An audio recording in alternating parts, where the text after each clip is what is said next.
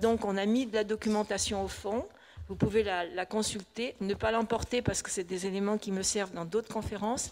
Parce que si vous me comprenez, nous sommes une association qui essayons de valoriser certaines choses et de le faire passer au plus grand nombre, de le transmettre au plus grand nombre, sachant quand même que la problématique de l'eau, on va peut-être dire que c'est quelque chose d'important. Hein, dans le contexte actuel, je ne pense pas qu'on peut s'épargner de parler de l'eau. On a 100 communes qui ont été sans eau cet été, donc ça veut dire que ça commence à être grave. Il y en a qui ne veulent pas entendre parler du changement climatique, il y en a qui ne veulent pas entendre parler de telle ou telle chose. Le seul problème, c'est que ça y est, et qu'il faut qu'on se bouge.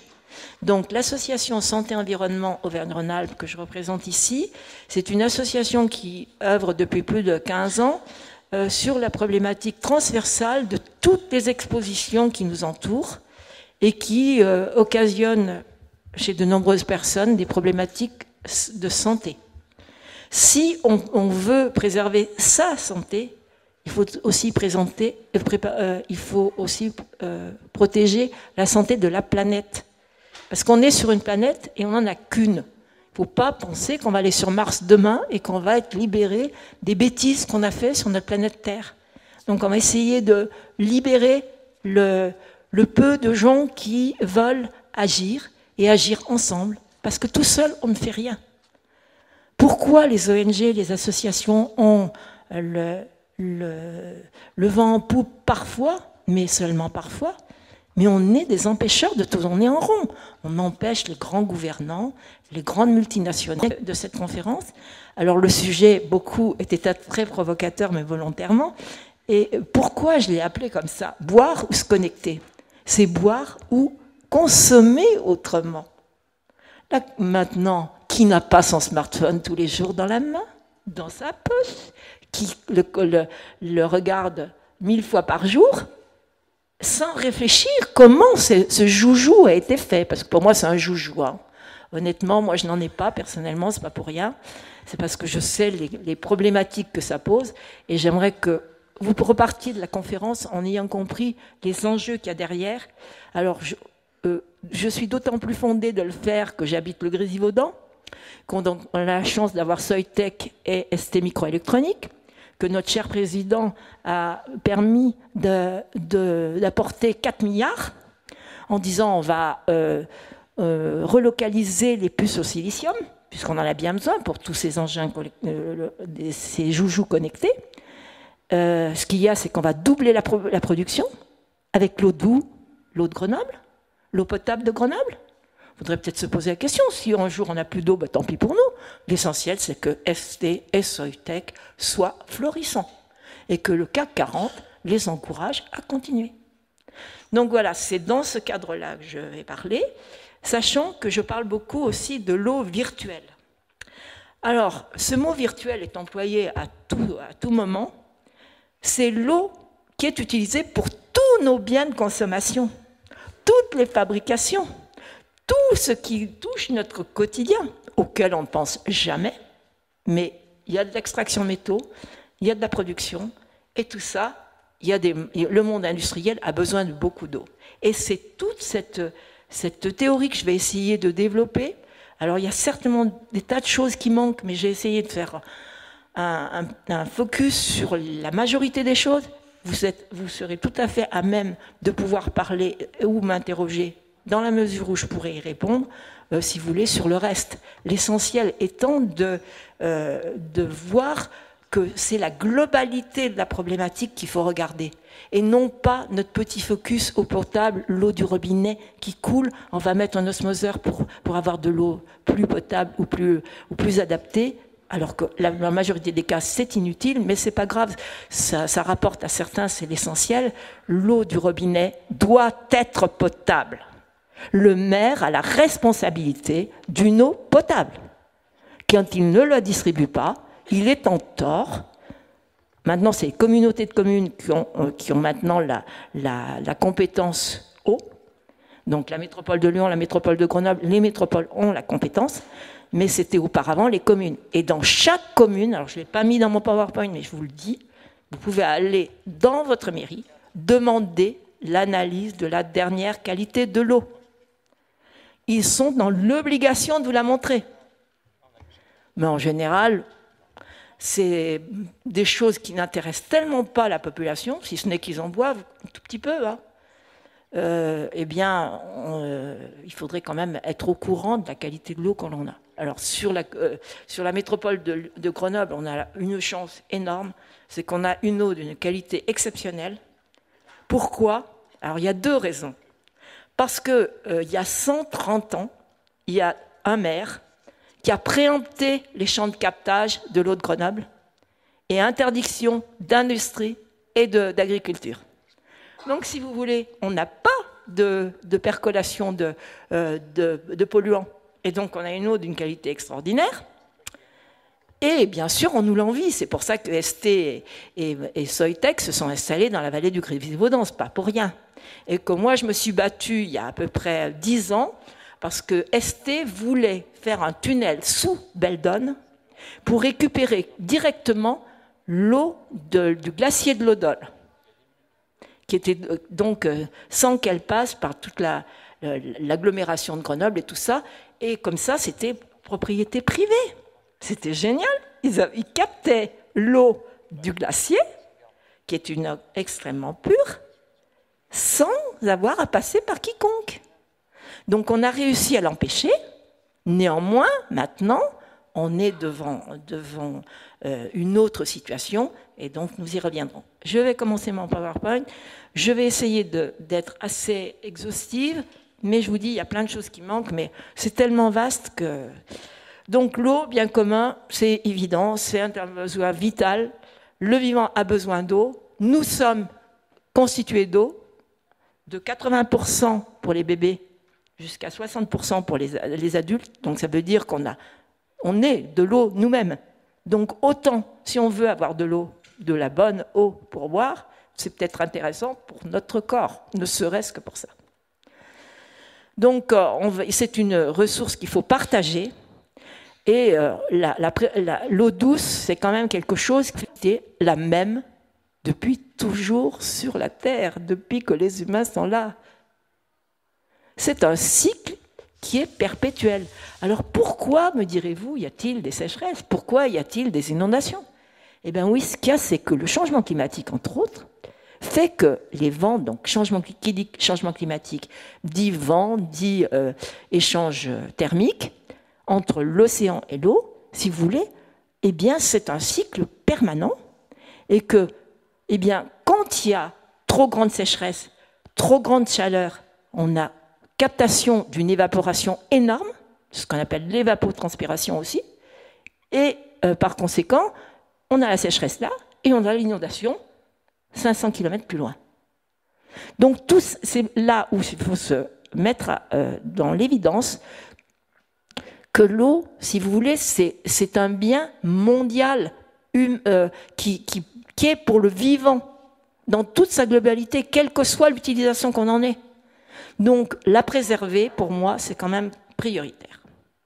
Je continue. Donc encore une autre forme. Donc vous voyez l'évaporation sur l'océan ou sur la Terre. Condensation des nuages et précipitation là ou ailleurs, partout, si vous voulez, et infiltration dans certains cas, et on va voir pourquoi le problème du ruissellement de l'eau est un problème crucial, c'est-à-dire désimperméabilisation, remise des haies, remise de la végétation, qui vont faire que l'arbre va capter l'eau, ne serait-ce que quand tous les jours en vivant, et il va l'emmener à travers les racines dans le sous-sol. Et c'est ce sous-sol qui va nous permettre d'avoir des eaux souterraines.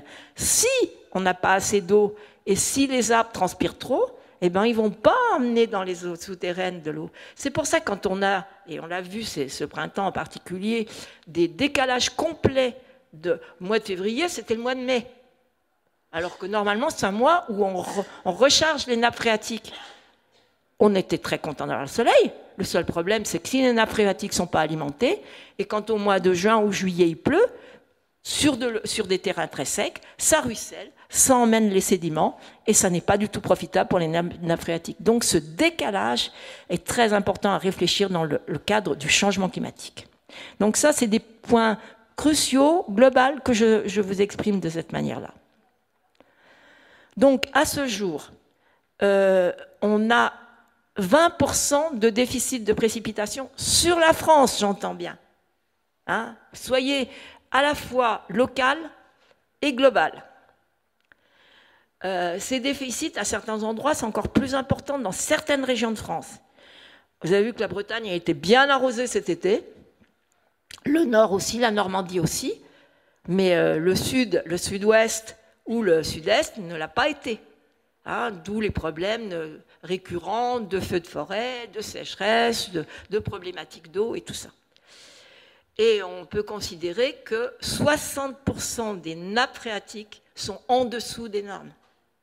Donc ça veut dire que majoritairement, ce constat, c'est un constat au niveau français. Hein. Je ne parle pas de l'Albin proprement dit, mais de l'ensemble du département et de la France.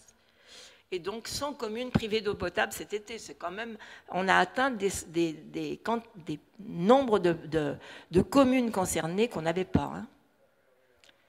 Donc ça, c'est une vision globale. Donc, alors, première diapo, et je vais l'exprimer après. Qu'est-ce qu'on voit? 5 milliards d'eau qui sont utiles pour l'eau potable. Je vous le montrerai sous une autre forme, mais qui est aussi intéressante. Et vous voyez que pour les canaux d'irrigation, pas les canaux d'irrigation justement, les canaux de navigation, on a à peu près l'équivalent. Or, personnellement, je n'avais pas perçu que l'eau utilisée dans les canaux était aussi importante. Et c'est de l'eau de ruissellement, c'est de l'eau de rivière. Ce qu'il y a, c'est que, je ne sais pas si vous avez entendu, au canal de Panama, ils sont obligés de restreindre la navigation du canal parce qu'ils n'ont plus assez d'eau douce, parce que pour passer d'écluse en écluse, il faut remplir les écluses. S'ils n'ont pas d'eau, et là-bas ils n'en ont pas plus que chez nous, c'est des endroits où il en manque, eh bien, du coup, ils sont obligés de réduire l'activité du canal de Panama. Quand même, c'est une petite question géopolitique. Hein. Après, on sera content d'avoir l'Arctique pour passer avec les bateaux grâce au changement climatique qui permettra de passer tous les porte-containers là-haut. Je n'en dis pas plus pour l'instant. Donc, je rappelle que notre corps, nos apports, c'est 1,6 litres, 5 litres de boisson et 1 litre par les aliments. Et les pertes, eh bien, on en perd 2,5 litres par jour. Donc, il faut que nous-mêmes, nous soyons en équilibre. Sinon, on aura des soucis. Alors là, je vais passer assez rapidement pour... Si vous les voulez, je peux vous les passer. C'est toutes les limites de qualité. C'est ce que font les contrôles de l'Agence régionale de santé via des autres structures qui font les prélèvements et qui font les analyses. Et vous trouvez sur le site de l'ARS, sur le site du ministère de la Santé, sur les communes, vous avez ces informations. À vous de les chercher aussi. À vous de les... Alors que lorsque vous recevez, et il n'y a que les propriétaires déjà qui les reçoivent, la fiche chaque année de l'ARS qui donne la qualité de l'eau, vous avez 5 paramètres. Avec ça, vous allez loin. Hein, vous avez le pH, vous avez la dureté, vous avez vaguement pesticides, et encore la majorité du temps, il n'y en a pas. Donc, si vous voulez, vous avez quasiment rien. Et eau potable. Donc, on est content, l'eau est potable. Et c'est vrai que l'eau est très contrôlée en France. Elle l'est moins dans d'autres pays. Bon, là, je marque qui est responsable de la qualité de l'eau. Bon, suivant les endroits où j'interviens. Alors, les différents usages de l'eau, et là, ça apporte un intérêt différent. Donc, suivant les endroits en France, les captages et partages de l'eau sont différents. Donc, vous voyez que pour les centrales nucléaires dans notre région, on est bien doté, et donc, on prélève beaucoup d'eau pour les centrales nucléaires. On en prélève aussi pas mal sur l'agriculture. Alors, pour les centrales électriques, dans leur globalité nucléaire ou thermique, c'est 15,3 milliards d'eau qui sont utilisés. Et c'est la plus grosse partie de l'eau qui est utilisée en prélèvement. Allez, passe. En eau potable, c'est 5,3 milliards. Et alors, je vous fais remarquer que ça, en bleu foncé, je vais arriver, là, c'est les prélèvements. Non, c'est les prélèvements. Et là, c'est l'utilisation. C'est-à-dire qu'on prélève sans toutefois l'utiliser parfois. Et il en est même pour l'eau potable. Donc vous voyez la quantité qui est prélevée et la quantité qui est utilisée. Et on va voir les autres. Par contre, l'alimentation des canaux, on utilise tout. Pour l'agriculture, tout ce qui est prélevé est utilisé. Donc vous voyez que suivant les usages, et dans les usages industriels, 2,5 milliards sont... merci. 2,5 milliards sont prélevés et une partie plus claire qui représente la partie consommée. Mais qui dit consommée, dans la mesure où elle a été prélevée, après elle est rejetée. Et elle est rejetée comment et dans quelles conditions? Donc c'est pour ça que c'est cette vision globale que je tiens à vous faire sentir. Et à titre individuel, on est tous concernés. Hein. Personne passe au travers. Donc en France, la moyenne d'utilisation d'eau, c'est 149 litres d'eau par jour. Les usages, bah, écoutez, c'est quand même bien, c'est essentiellement les toilettes. Hein. L'eau à boire, c'est pas beaucoup. Et c'est surtout l'agriculture qui nous sert d'alimentation. Donc, ça, j'aime bien ce proverbe, ce n'est pas lorsque le prix s'achève que l'on découvre la valeur de l'eau. Il faut peut-être s'y attendre dans un court terme, donc on va essayer d'y penser avant. Hein, donc c'est un peu la chose que je vous ai montrée sous d'autres formes. J'essaie par différents moyens de vous faire absorber, c'est le cas de le dire, la problématique de l'eau et de l'aspect consommation, utilisation et rejet. Alors que c'est des choses dont on n'a pas l'habitude de parler sous cette forme-là. Donc, vous voyez, l'alimentation eau potable, c'est ce qui récupère le plus d'eau souterraine. Il faut vous dire que, par exemple, beaucoup d'entreprises, et des grosses entreprises comme le CEA sur Grenoble, comme ST, tout ça, ils pompent dans la nappe hein, en permanence, avec des autorisations sans problème et sans payer quoi que ce soit. Mais bon, c'est là où on voit le poids du monde industriel vis-à-vis du poids du citoyen. Donc à nous aussi de prendre notre rôle de citoyen au bon niveau. Alors l'état des nappes phréatiques, alors ce qu'on peut remarquer, c'est que... Alors, dans l'eau que nous utilisons, on a dit l'hygiène, WC et bain-douche, tout ce que vous voulez.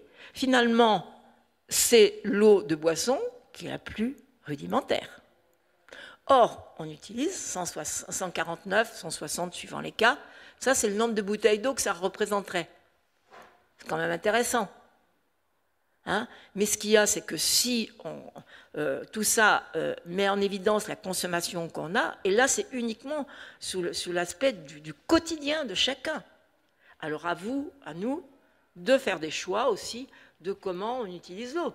Et on peut peut-être réduire dans certains cas, pour certaines consommations, entre autres les chasses d'eau, entre autres les douches, entre autres tous les lave-vaisselle, lave-linge et tout ça qu'on utilise à tour de bras.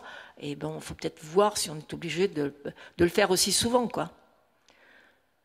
Alors, ne pas oublier la présence des zones humides. Nous avons besoin de ces zones humides qui sont des repères de biodiversité. Ça, ici, on est bien placé pour le dire, mais ça permet aussi de rendre que l'accès au vivant soit vraiment préservé. Or, qu'est-ce qu'on fait? Je vous parle simplement de la forêt dans le secteur Chambaran, qui est en fait des zones humides qui servaient beaucoup à alimenter la Drôme en particulier, et qui, si on l'avait laissé faire, devenait un parc de loisirs. On a vraiment besoin de parcs de loisirs, et si les gens du Chambaran se sont battus comme ils l'ont fait et ont fini par gagner, Ce n'est pas sans perturbation de tous les côtés. Donc vous voyez que il faut réfléchir aussi à l'implantation des entreprises, l'implantation des choix que l'on fait, de choix de consommation, mais aussi, alors on veut délocaliser à l'heure actuelle, et vous le verrez après, délocaliser l'industrie, oui, dans quelles conditions? Si on l'a envoyé dans les pays asiatiques, c'était pour se débarrasser des polluants, hein, je vous dis tout de suite. Alors que ça soit l'Inde, l'Asie du Sud-Est et tout ça, on peut la polluer, c'est pas grave, c'est loin, ça ne nous concerne pas. Hein. Il faut voir quand même l'esprit qu'il y a derrière. Et relocaliser, ça sous-entend que maintenant, il va falloir accepter cette pollution et accepter les dérogations, parce que les dérogations vont impacter l'environnement dans sa globalité. Les eaux humides, surtout les préserver, les conserver, et non pas les combler. Alors, des moustiques, ben, les moustiques, il n'y en a pas quand il y a les grenouilles et quand il y a tous les petits mammifères ou batraciens qui s'occupent de faire ce cycle. Donc, c'est à nous aussi de savoir le prélever. Alors, vous voyez, là, c'est encore du prélèvement d'eau douce, j'entends bien. Alors, pour l'industrie, pour les centrales nucléaires, je l'ai mis. Pour l'agriculture, j'ai mis. Donc, vous voyez que ce n'est pas dans les mêmes secteurs. Et c'est important de voir que suivant l'endroit où on habite, et ça, je vous parle de la France, mais c'est la même chose au niveau de l'Europe, c'est savoir où sont produits nos produits de consommation courante. Et alors là, j'ai mis la répartition. Donc, ce n'est pas la peine de dire que c'est l'industrie chimique qui l'emporte. On s'en serait douté. Alors, les énergies, n'en parlons pas, les déchets, l'industrie agroalimentaire, les papiers cartons, la métallurgie, l'extraction des minéraux. On n'en a pas beaucoup en France, mais on va savoir les extraire en Afrique, en Asie ou en Amérique du Sud, et c'est là qu'on pollue. Donc c'est intéressant de voir, si vous voulez, comment nos attitudes, comment notre consommation du quotidien impacte l'avenir de l'humanité partout. On est dans une mondialisation effrénée, mais il faut savoir aussi les enjeux qu'il y a. Là, je vous ai fait une petite carte des pollutions pesticides et engrais. Alors ici, c'est un peu un sujet récurrent et un sujet qui fâche en général, mais je l'ai mis quand même parce que, franchement, on a une pollution aux pesticides qui impacte directement les eaux souterraines, parce qu'en fait, on a une percolation au niveau des années. Alors, des pesticides qui étaient interdits, eh ben, ils sont interdits, oui, mais ils sont dans les nappes. Ils sont dans les nappes parce que ça a percolé à travers les sols. Donc, voir si on en a vraiment besoin, si on peut s'en passer. Alors, bien entendu que je prêcherai ici l'agriculture biologique et surtout pas l'agriculture raisonnée qui ne veut rien dire, hein, ou la VHE comme on entend parler. On est devant des sollicitations gouvernementales qui sont un peu qui ne sont pas en accord avec la réalité qu'on devrait avoir sur la prise de conscience. Et puis, c'est un tel business, l'agroalimentaire, les phytopharmaceutiques, qu'on ne peut pas empêcher ça. Parce que si vous voulez, c'est le business qui fait tourner le monde entier. C'est pas seulement la France. Hein. Donc il faut nous-mêmes faire des choix pour arriver à faire qu'on prenne conscience de notre impact, de notre besoin, de notre façon de faire. C'est absolument indispensable. Et vous voyez qu'il y a des régions qui sont beaucoup plus impactées que d'autres. Hein, ça, c'est des cartes qui sont généralement faites par Génération Future, avec lequel on travaille. On travaille dans l'association Secret Toxique pour des actions en justice contre l'ANSES, l'Agence de sécurité sanitaire, sur l'homologation des produits pesticides qui ne sont pas conformes. Il faut être clair. On nous leurre en permanence. Hein, et malheureusement, les réglementations ne vont pas forcément dans le sens où les citoyens ont pris conscience de la réalité. Moi, je fais partie aussi du collectif Secret Toxique, Action en justice au niveau du tribunal de Paris, Action en justice au niveau de la Cour européenne des droits de l'homme. Bon, c'est quand même difficile. Et vous vous rendez compte le travail de l'association qu'il y a derrière pour arriver à monter les projets, travailler avec les autres, pour arriver à faire cohérence dans la manière dont on présente les choses. Parce que on va pas là-bas simplement les mains dans les poches en disant on est, nous, une bonne association de défense de l'environnement et de la santé. Non, non, ça suffit pas. Il faut avoir des éléments factuels et des éléments de recherche et des éléments scientifiques sûrs et durs. Parce que malheureusement, la science, à l'heure actuelle, elle est bien transformée au profit du gros business. Et du business qui n'est pas forcément favorable à la santé, même si c'est pharmaceutique, j'ose le dire. Donc cette sécheresse, rappelez-vous, a impacté surtout le centre de la France de façon très très surprenante, parce que c'était pas forcément quelque chose dont on avait l'habitude, mais c'était très inquiétant parce qu'en fait le Massif central, entre autres, c'est un peu une source d'eau pour l'ensemble des bassins qui en dépendent. Donc, nous, que le Sud-Est ait été pris dans la nasse, oui, mais alors ne parlons pas de l'Espagne, ne parlons pas de l'Italie, on est devant des difficultés qui sont européennes, qui sont mondiales. Donc là encore, je vous incite à réfléchir que nous devons agir à une échelle de réflexion. Et là, une autre problématique, c'est les perfluorés. Alors vous avez entendu que dans la vallée de la chimie, du côté j'ai des trous de mémoire. Non, justement, pas. Ils n'en parlent pas. De la vallée de la chimie dans le Rhône, il y a une grosse montée en puissance de collectifs, parce qu'on s'est rendu compte, grâce à une émission d'Élise Lucet, qui a dénoncé les perfluorés qui sortaient carrément des usines, avec des dérogations, avec des augmentations par rapport aux dérogations, enfin c'est des trucs absolument hallucinants, mais il y en a partout. Les perfluorés, il y en a partout. Il y en a dans l'ordinateur, il y en a dans les vêtements, il y en a partout. Et donc dans toute l'industrie, il y a beaucoup d'utilisation de perfluorés. On en utilise beaucoup dans les plastiques. Donc ça veut dire qu'on en utilise partout. Et là, c'est une carte qui a été faite, qui a démontré qu'il y avait des secteurs où il y en avait encore plus que d'autres. Ça, c'est la pollution de la France, et la pollution de l'Europe, elle est pas mal non plus.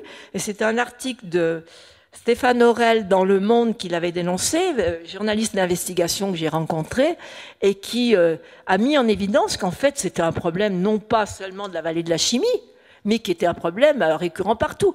Alors on ne parle surtout pas de Rumilly, de Tefal. Hein. Je vous dis tout de suite, on n'en parle jamais. Courage, fuyons.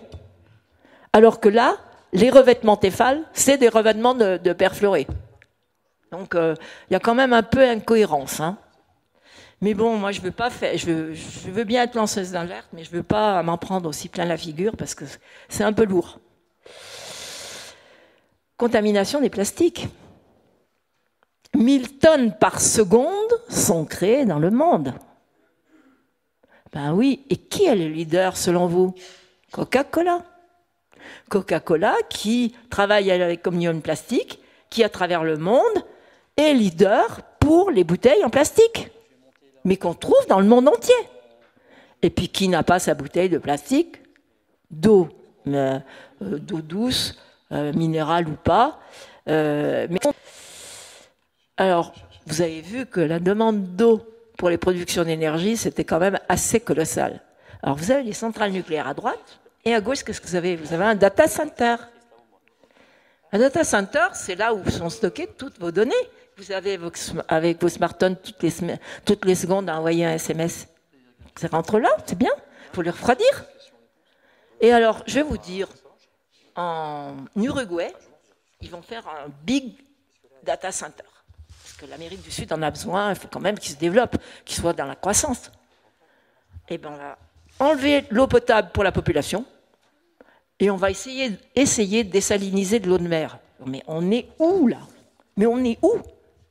Tout ça pourra mettre des données dans les data centers pour que les GAFAM s'en gavent.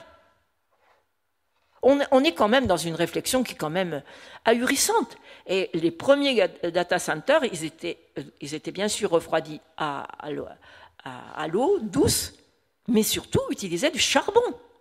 Les premiers étaient dans l'État de New York et l'État de Washington avec l'utilisation du charbon. Donc, si vous voulez, on voit bien que l'industrie électronique a débuté dans des conditions absolument hallucinantes, sans que personne ne s'en soucie. Mais maintenant qu'on a quand même des informations, qu'on a des informations au niveau mondial, il faut peut-être s'en occuper. Il faut peut-être voir quelle est l'utilisation qu'on en a. Je ne dis pas de tout bannir, je ne dis pas de ne plus l'utiliser, mais il faut peut-être l'utiliser avec un peu plus de parcimonie.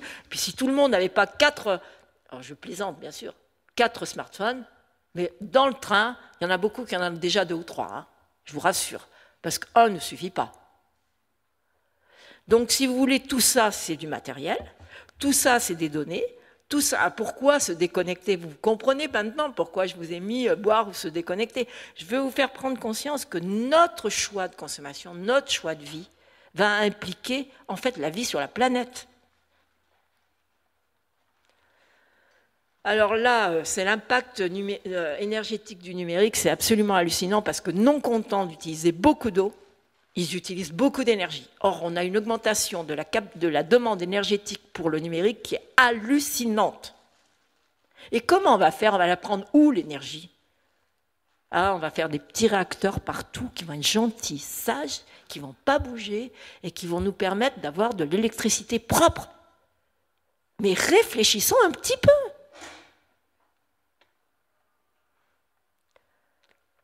Bon, 32 litres d'eau pure pour une puce au silicium. Rien. Je rappelle, vous en buvez, vous en utilisez 149 litres, mais vous en buvez 2 litres par jour. Ça fait une petite différence. Il y a quelques puces au silicium dans les objets connectés.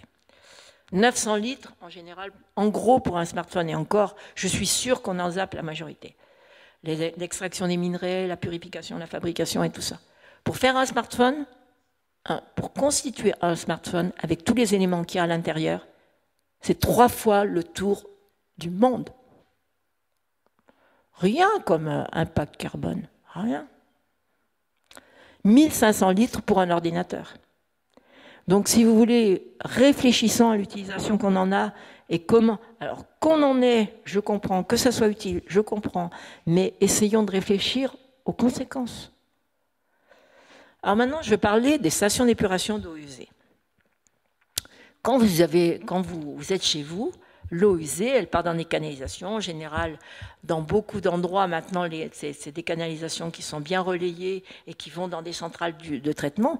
Il y a encore des endroits où c'est de l'assainissement dans le sous-sol. Hein. Dans les communes, dans les communes rurales, c'est souvent encore le cas. Et le traitement, tout ça, ça va dans les eaux souterraines.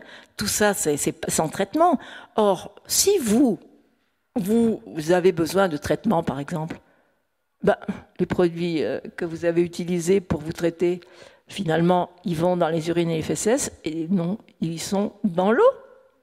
Et ils partent dans les centrales de traitement des eaux.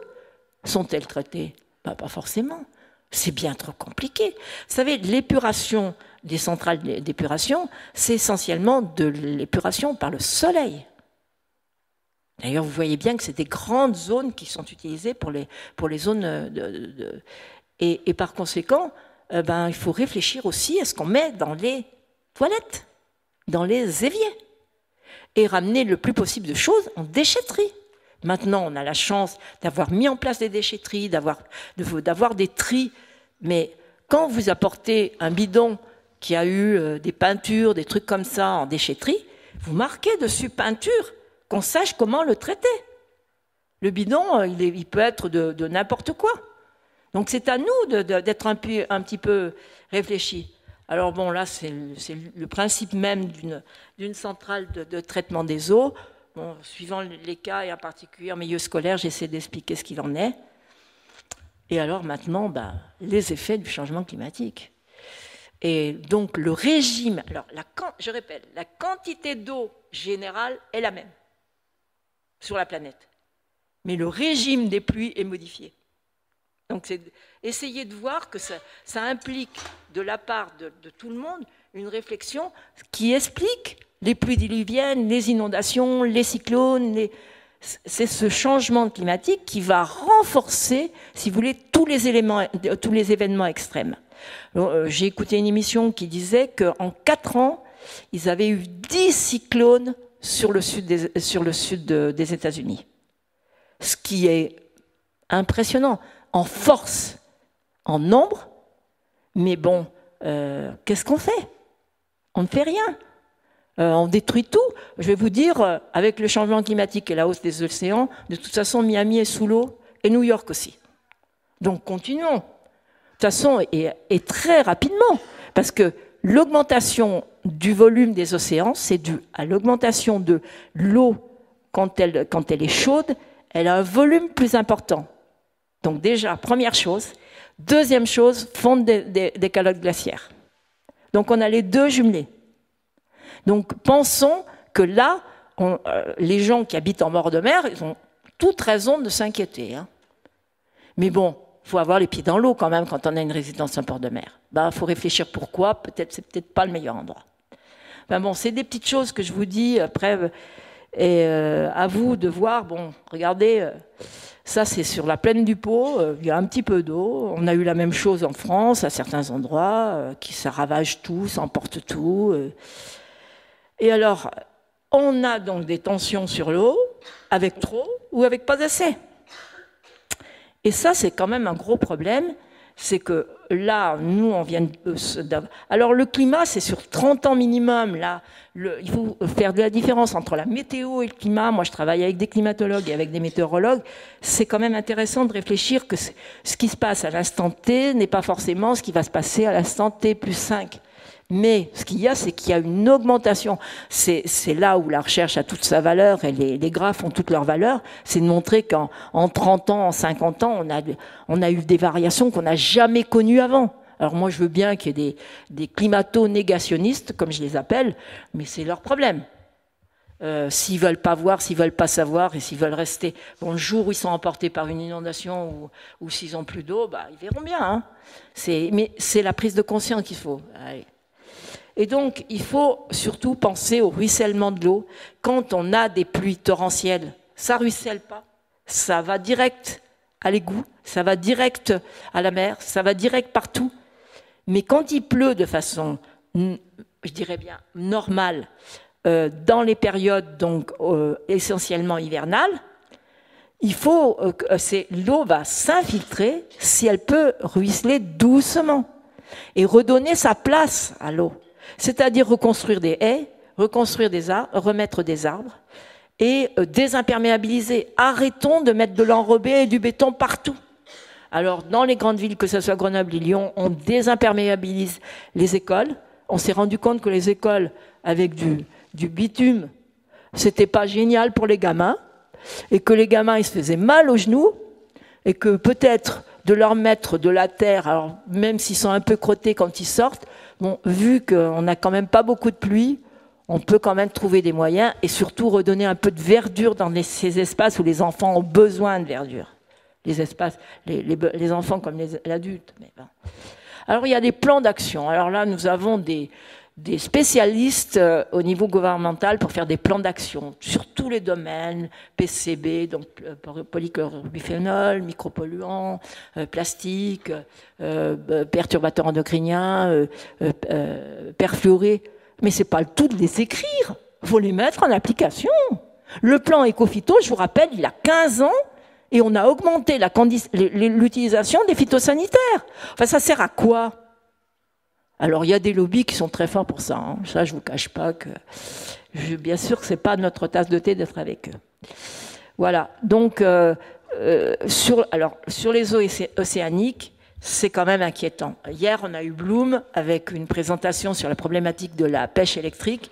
Mais le problème des océans, c'est un problème majeur. C'est qu'on a une acidification des océans à cause des rejets. Parce que vous rejetez dans votre centrale.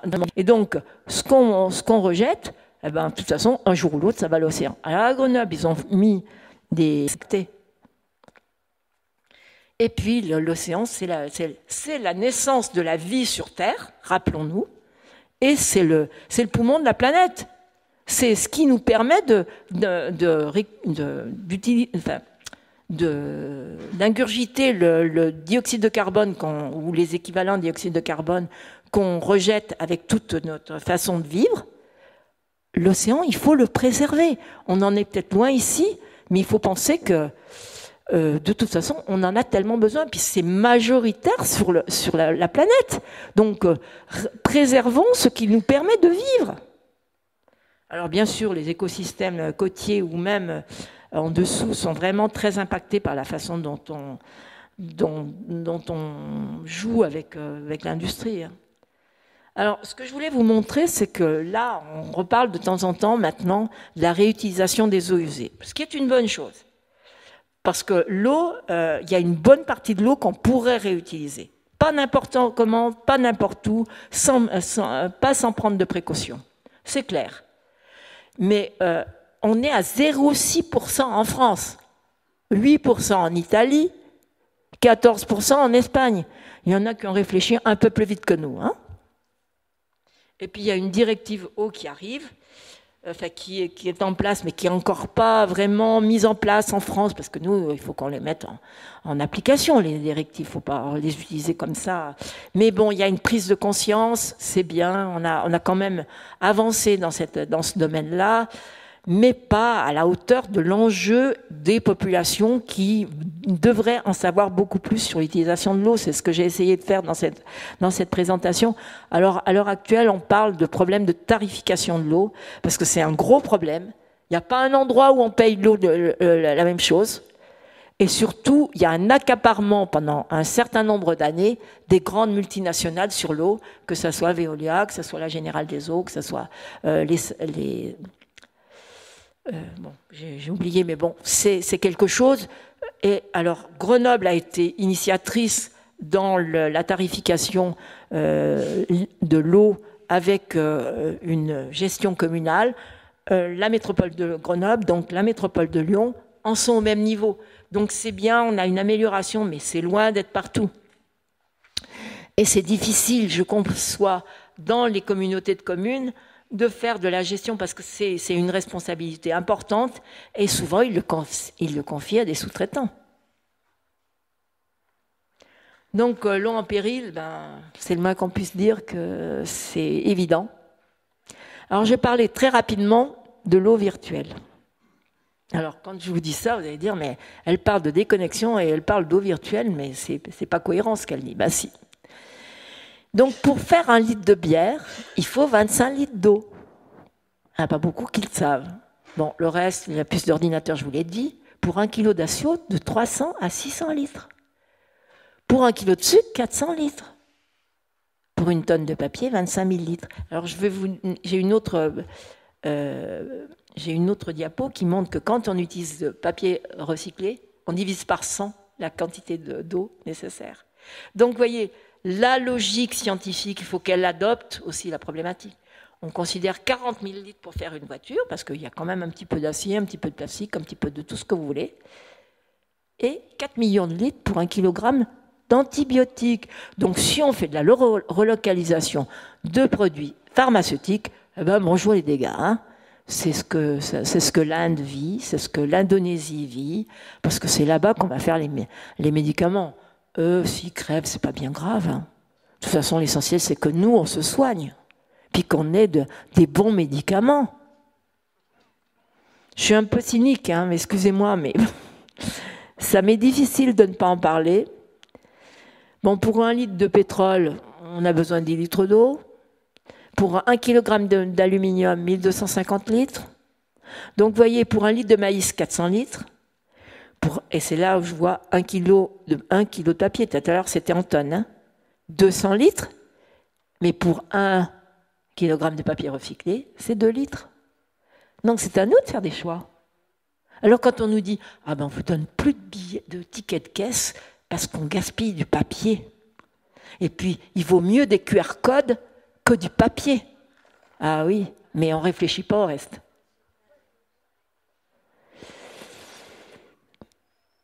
Voilà. Alors là, c'est en matière alimentaire. Donc, suivant les choix alimentaires que l'on fait, ben, on utilise beaucoup d'eau. C'est ce qu'on appelle l'eau virtuelle. C'est-à-dire que l'eau qu'on utilise, auquel on ne pense pas, mais qu'on utilise tous les jours.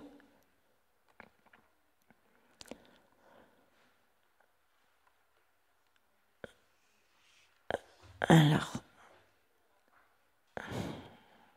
bon, c'est la même chose que ce que je vous ai présenté, donc voilà. Bon, je vais m'en arrêter là. Je pense que vous avez déjà eu je vous ai un peu mis sous un flot d'informations. À vous de voir s'il y a des tas de choses que j'ai oubliées, c'est sûr, mais s'il y a d'autres choses sur lesquelles vous vous interrogez, si je peux y répondre, hein, je ne vous garantis pas. Merci beaucoup en tous les cas de votre attention. Et si vous voulez adhérer à l'association, vous avez des papiers là-bas. On a un stand à l'entrée des stands là-bas. N'hésitez pas à passer. Nous faisons des interventions scolaires, nous faisons des interventions même en milieu universitaire, parce qu'on essaie de mobiliser le plus grand nombre. Si vous avez des pistes, si vous avez des conférences à promouvoir ou à faire, nous sommes preneurs aussi, parce que si vous voulez, c'est ce qui fait vivre l'association. L'argent, on ne le trouve pas au milieu du chemin, et je peux vous dire qu'on en a de moins en moins. Or, on a quand même un salarié, et il faut qu'on arrive à le tenir. Merci infiniment en tous les cas de votre écoute. Bien, merci Jacqueline. C'est vraiment une très belle intervention, on va dire comme d'habitude, hein, et très bien travaillé.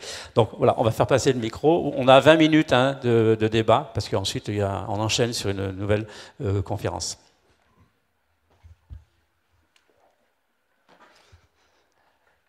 En 1989, la chaîne M6 avait présenté une carte de l'Europe lorsque les glaciers et la banquise et l'Antarctique auraient fondu.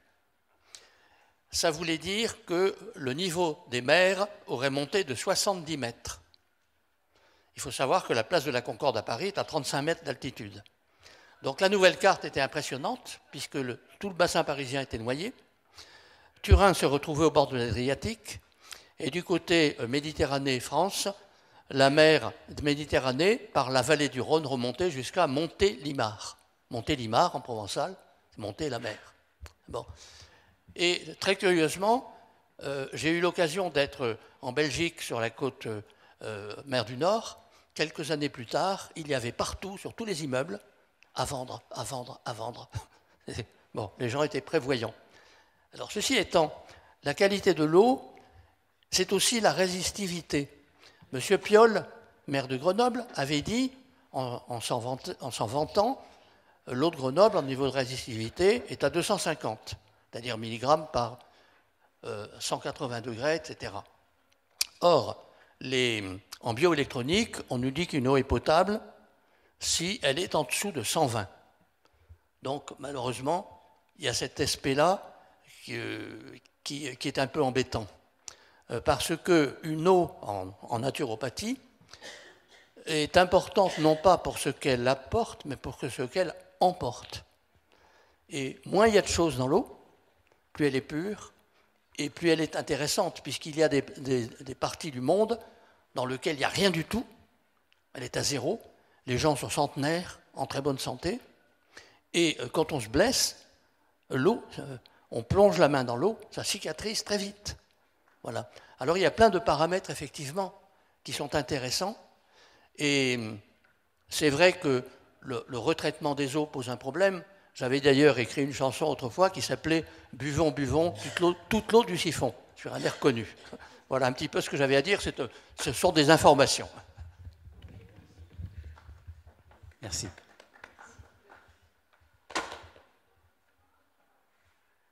Des questions ?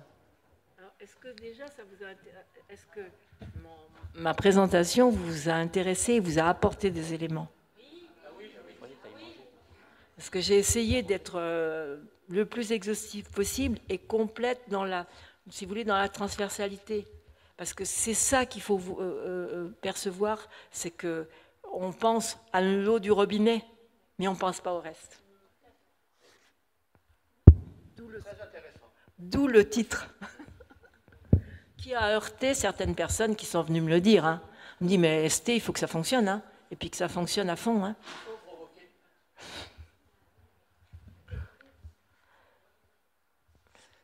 Oui.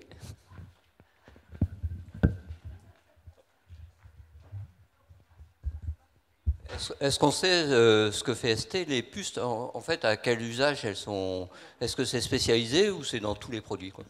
Alors, j'aurais beaucoup de mal à vous répondre parce que je ne suis absolument pas spécialiste en microélectronique, mais de toute façon, tous les objets connectés, les voitures, les consoles, les jeux pour les enfants. Maintenant, on a beaucoup de jeux d'enfants qui sont connectés. Je suis d'accord, hein, parce que moi, je ne sais pas répondre. Non, mais c'est vrai que c'est certain que tous ces objets, comme tu dis, ont besoin, je dirais, de ces puces. Moi, je trouve que l'important, c'est pour aussi que... Bon, on peut pas aller à l'encontre, je dirais, d'une évolution.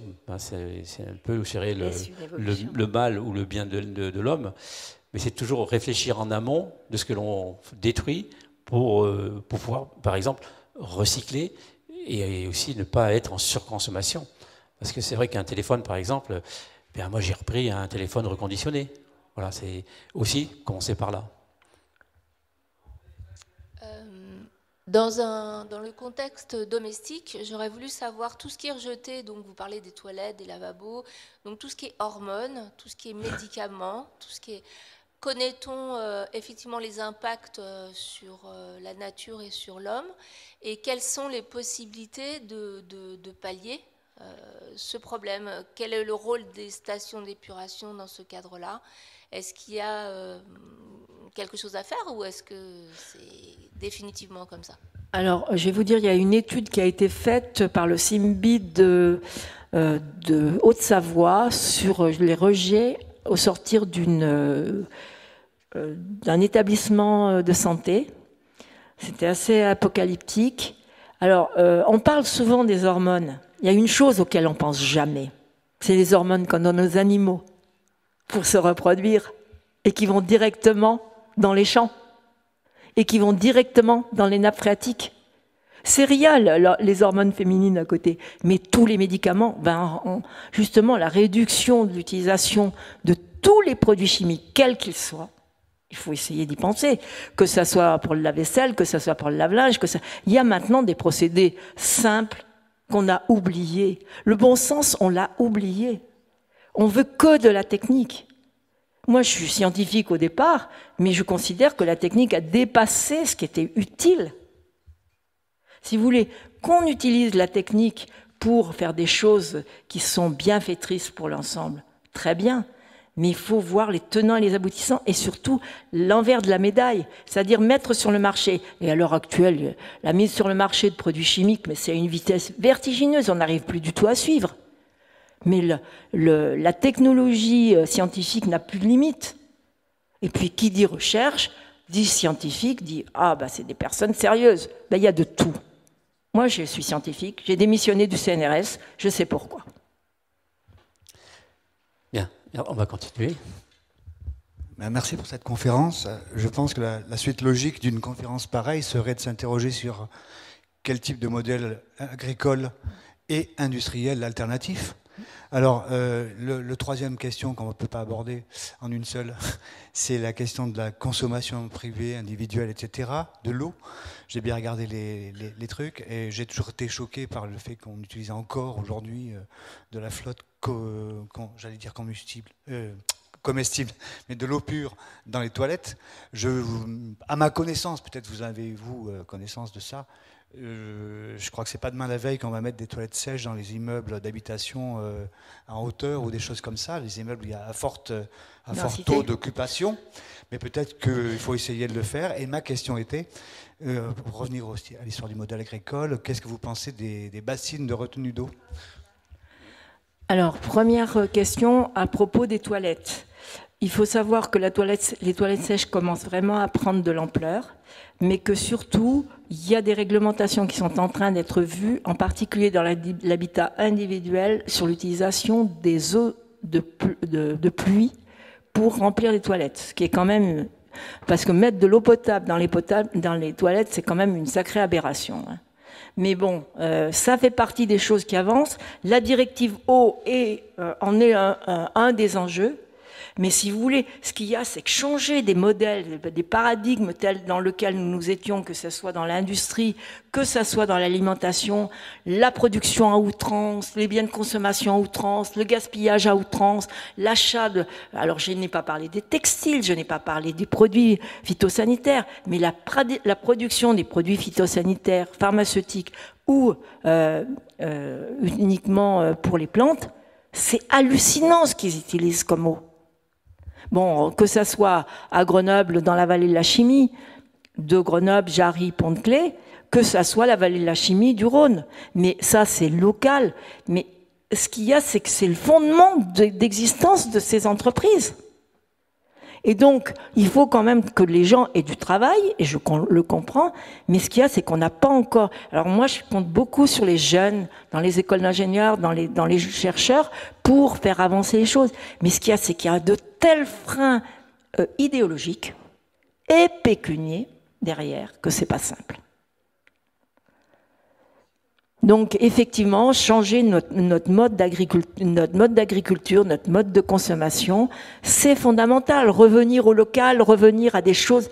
Alors, hier, ce qu'on a entendu avec Bloom sur l'utilisation de la pêche électrique pour soi-disant décarboner les chalutiers et pour faire en sorte qu'ils consomment moins de gasoil, mais c'est tombé par terre.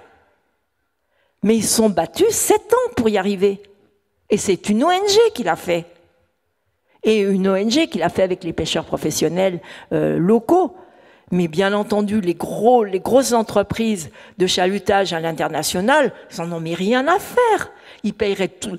Et ils ne payent jamais beaucoup d'amendes, d'ailleurs, quand ils les payent. Le problème, c'est le contrôle.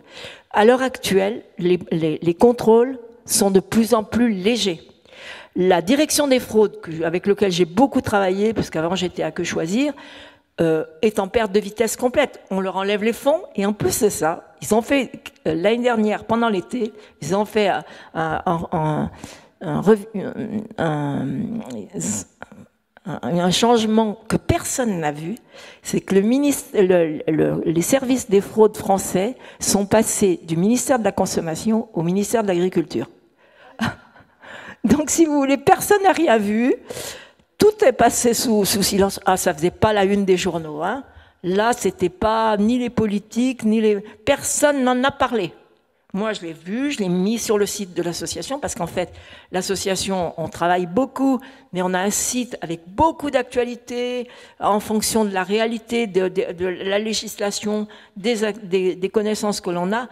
À vous de voir si vous voulez nous suivre, adhérer, faire avec nous. Nous, on est preneurs de toutes compétences. Alors, les bassines. Bon sujet. Alors, ce qu'il y a, c'est que la méga-bassine, qui a été l'objet donc de gros problèmes politiques, géopolitiques cet été, en fait, on soutire de l'eau souterraine pour mettre dans la bassine. Alors, en période de sécheresse, c'est vraiment intelligent parce que évapotranspiration à fond, donc déjà la moitié part dans l'air. Alors, si encore c'était recouvert, encore mettre, si vous voulez, des réservoirs d'eau souterraine pour pouvoir garder l'eau souterraine, mais à ce moment-là, on la laisse dans la nappe, hein, on n'a pas besoin de bassine. Ce qu'il y a, c'est que, en fait, et d'essayer d'arrêter, parce qu'il y avait au moins 15 projets qui étaient en jeu. Donc, ils voulaient essayer de limiter. Mais bon, là envoyer l'armée, la police sur les gens qui venaient contester, c'était une folie. Hein. Et alors, ce qu'il y a chez nous, il y a autre chose, c'est les retenues d'eau pour la neige de culture. Or, on sait que dans 20 ans, on a la majorité des stations de ski des Alpes qui n'existent plus. Donc, on va renforcer les eaux de captage d'eau en montagne pour garder pour l'eau on dit comment? Pour les canons à neige, oui. C'est encore une aberration.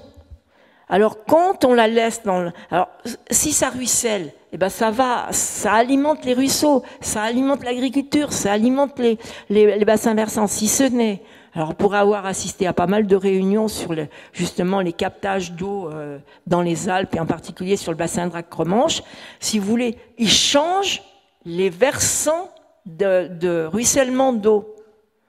Non, mais on ne peut pas s'imaginer ce que les politiques sont capables de faire, tout ça pour l'économie. Alors, je comprends qu'il y a l'économie du tourisme qu'il faille préserver, mais il faut quand même que c'est quelque chose de global, la vie. Donc, il faut essayer de voir les choses d'une façon beaucoup plus globale et réfléchir en amont. On ne fait pas n'importe quoi, n'importe où, dans n'importe quelle condition. Enfin, rappelez-vous quand même que le barrage du champ de... non, pas Serponçon, le barrage qui est au-dessus d'Almont, Grand Maison, c'est pour remonter avec de l'énergie produite par la centrale nucléaire, remonter de l'eau jusque là-haut pour après la turbiner quand on en a besoin. Ça n'a pas dû coûter cher, hein, mais c'est nous qui l'avons payé, hein, soyez tranquilles. C'est l'ingéniosité. Alors, les ingénieurs, je ne suis pas du tout contre, j'en ai tout autour de moi. Mais ce qu'il y a, c'est qu'il faut quand même raison garder. C'est ça que l'on fait en Nouvelle-Calédonie. C'est français. On en a besoin d'électricité là-bas. Ils n'ont pas de soleil en Nouvelle-Calédonie. Non, je pense pas. Ils n'ont pas de vent. Non. On va mettre des centrales nucléaires.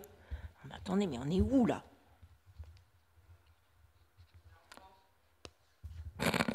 Vous croyez?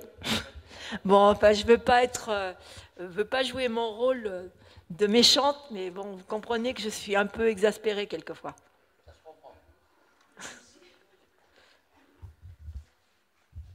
Si j'ai bien compris, celui qui va chez le médecin et qui ressort avec une ordonnance lui prescrivant des médicaments, il n'a pas besoin d'aller à la pharmacie, il suffit de boire de l'eau. Alors, pas de l'eau de Grenoble, parce que justement, on a une eau de grande qualité, mais les gens qui habitent sur la vallée du Rhône, je suis moins sûre. Exactement.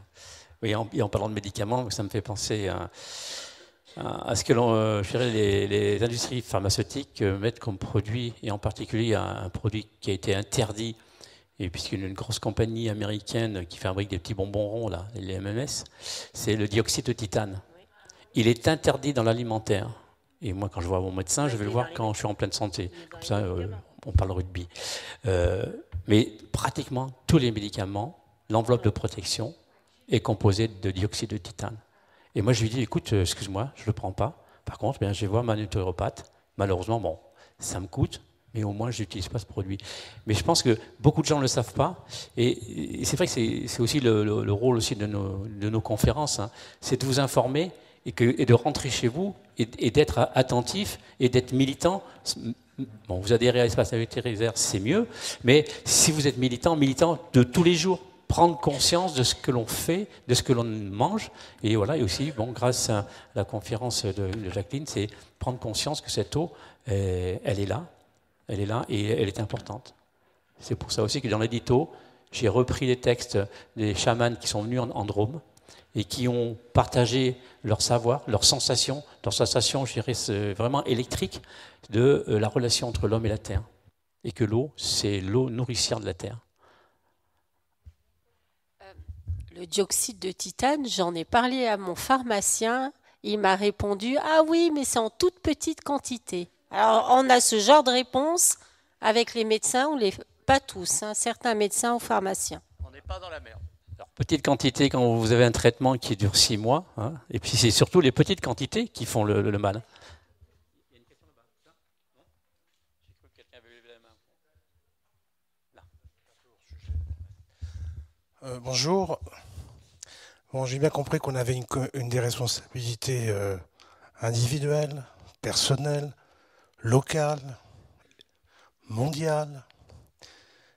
Il y a une telle tension sur l'eau, une telle tension sur la vie, mais il y a aussi une telle tension sur les nécessités du CAC 40 à faire de l'argent. J'imagine que l'eau, on en parle.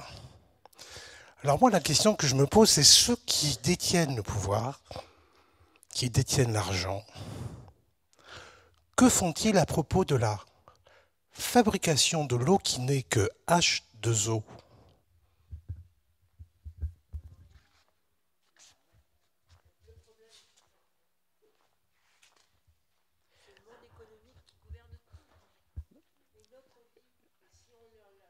Jacqueline, prends le micro, Jacqueline. Non, mais ne l'arrête pas, tu le laisses toujours en... Je voulais arrêter de dire des bêtises, c'est pour ça que je l'avais arrêté. Mais vous avez tout à fait raison, c'est le monde économique qui nous gouverne. C'est même plus les politiques c'est des pantins. Donc faut arrêter d'imaginer que les pantins vont faire quelque chose. Hein.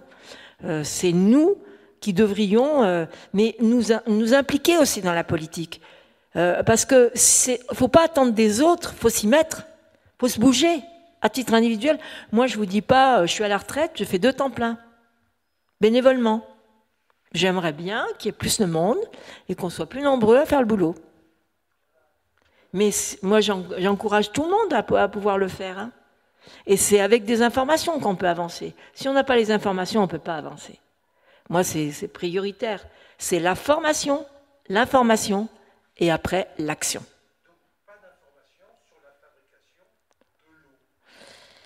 Bien sûr que quand c'est pas Veolia ou General Electric ou voilà. Non. Et je vous n'ai pas parlé du tout des eaux minérales, mais les eaux minérales en sont au même point que les eaux que vous avez au robinet. C'est les mêmes normes. Hein. Et donc, vous pensez que vous avez de l'eau meilleure, si ce n'est qu'elle est dans une bouteille en plastique et qu'au moins vous récupérez un peu de plastique. C'est déjà pas si mal. Ça fait un plus, hein, c'est pour ça qu'elle est plus chère. Elle est 1000 fois plus chère. Donc essayons aussi d'éviter les bouteilles en plastique. Exactement. Merci beaucoup. Merci à tous. Merci Jacqueline. C'était une très belle conférence. On va bien sûr continuer là, le temps de recaler le son et les images. Et on va...